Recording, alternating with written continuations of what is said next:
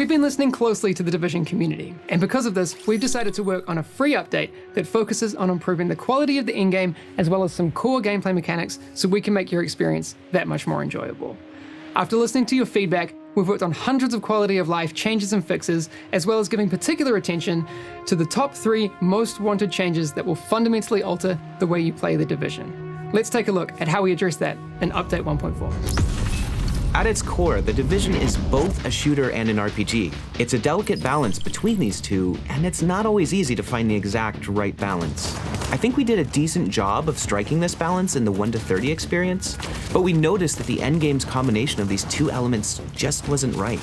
Something that we knew our community was also strongly feeling. We wanted to restore the shooter aspect of the game in the endgame, making it more satisfying and enjoyable to play, even at the highest difficulties. We've reduced the time to kill and the lethality of the NPCs to provide the feeling of being powerful, which is something we know players expect in the endgame.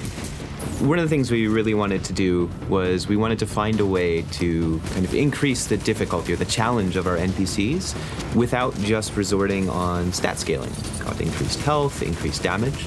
So what we wanted to do instead was look at their behaviors. What kind of things could they do to present a bigger challenge to the player in terms of their flanking, their relationship to cover, their movement speed, which will help result in a more fun and fast-paced shooter.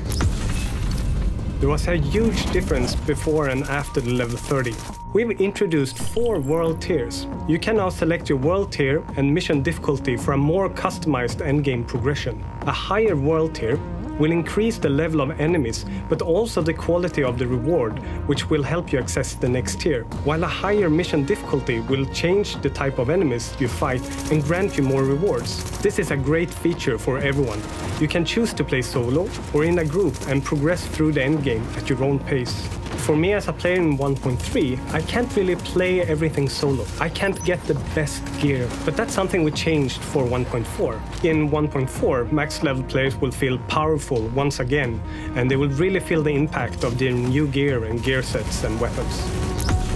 So we've rebalanced all the skills, weapons, gear, and gear sets so players can find more variety when building their character. As an example, we changed the way Firecrest and Nomad work to make it more appealing and relevant to players. And with the blind set, we even took it a step further and repurposed it entirely. It was largely underused by players, and it will be replaced by a brand new set called Banshee. It will especially appeal to Dark Zone agents by giving bonuses based on the rogue mechanic. We've also rebalanced the different weapon types to encourage more variety in weapon use and therefore more gameplay styles. When it comes to loot and rewards, you'll be able to get everything from anywhere, so you can find useful items for your build no matter how you prefer to play.